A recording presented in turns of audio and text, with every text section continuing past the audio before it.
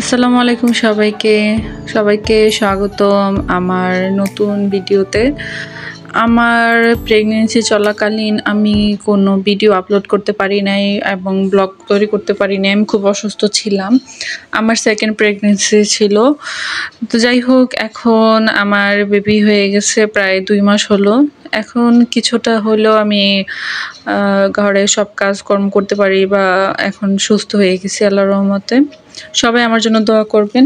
তো আজকে সকালবেলা উঠে একটা উদ্দেশ্য ছিল, আমি আমার ননদের বাড়িতে যাবো। আমার ননদেরও প্রেগনেন্সি টাইম চলছে, ওর 3rd প্রেগনেন্সি।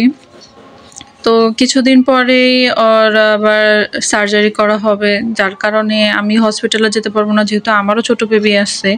তাই ভাবলাম যে আমি হসপিটালে যাওয়ার আগে ওর সাথে একটু দেখা করে আসি। আর ও অনেক অসুস্থ, সবাই আমার ননদের জন্য একটু দোয়া করবেন। আর আমি জানি প্রতিটা সন্তান যখন গর্ভে আসে বা প্রত্যেকটা মেয়ে যখন প্রেগনেন্ট অবস্থায় থাকে, তখন তাদের উপর দিয়ে অনেক ধকল যায়। বিশেষ করে যখন তার পাশে কেউ না থাকে, মা বা শাশুড়ি বা আত্মীয়-স্বজন কেউ পাশে না থাকে, তখন সবচেয়ে বেশি অসহায় লাগে এই প্রেগনেন্সির টাইমে। আর তখনই অনেক কষ্ট হয়। তো যাই হোক, আমার ননদের পাশে এখন শুধুমাত্র আমার শাশুড়ি ছাড়া এখন আর কেউই নেই। আর আমিও যেতে পারতেছি না, যেহেতু আমারও ছোট বেবি আছে। আমার বেবির জন্য সবাই দোয়া করবেন।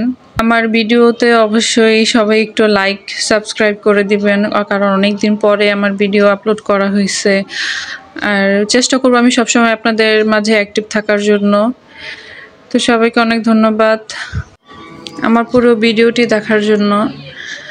আর সবাই অবশ্যই কিন্তু আমার জন্য, আমার সন্তানের জন্য, আমার পরিবারের জন্য দোয়া করবেন এবং আমার ননদের জন্য দোয়া করবেন। ও যেন সুস্থ সবলভাবে বাড়িতে ফিরে আসতে পারবেন, তার জন্য সুস্থ সবল একটা সন্তান আল্লাহ তাআলা দান করে।